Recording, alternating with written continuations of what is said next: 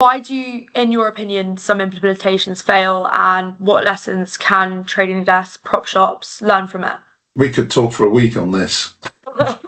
So I've got to be careful. I think misunderstand, exactly what we just talked about, complexity and lack of understanding of the complexity. But, if you look at the traditional procurement for software setup, it's an RFI, RFP. It's a long-winded process. And there are other parties involved. And basically, some issues are, you need your best people involved. Often your best people are the ones that are generating the profit, and they're already multitasking. And so there's a reluctance to put your best people on the procurement project. Fatal mistake. You need your best people. Yeah. Next, often you will outsource the process to a third party, believing them to be unbiased and professional. And perhaps they are. I'm not suggesting they're not for a minute, but they come with a whole host of natural biases that you need to understand. So they might say to you, oh, well, we should use this RFP template that we've developed over the last decade because we don't have to reinvent the wheel. The problem with RFP templates is that everybody adds stuff, but nobody ever takes anything away. And so it's actually filled with a whole bunch of requirements that may not be necessary or even required and will distort the end result. It could also overemphasize certain parts of the functional requirements over others just because of the expertise of the people involved. And then you will overweight, say, trade capture over, say, settlement, and you'll end up with a solution that is deficient.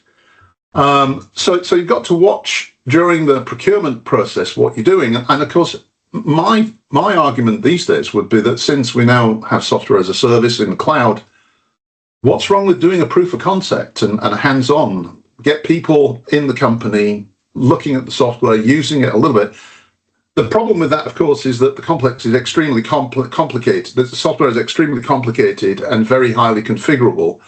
Yeah. But at least it gives them an idea of what it looks like, what it feels like, how it works. And if the vendor's got anything about them, they'll know how to show off its key features, functions, and benefits.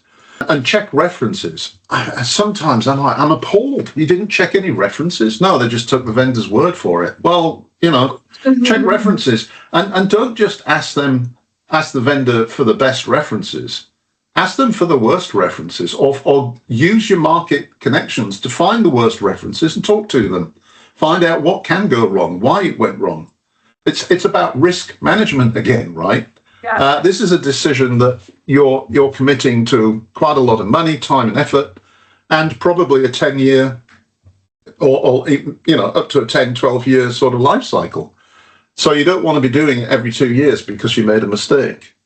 And then on the implementation side, again, the worry I always have there is that this is a highly complex piece of software that's very highly configurable, and you're making decisions about how to implement it before you know its true strengths, capabilities, and weaknesses.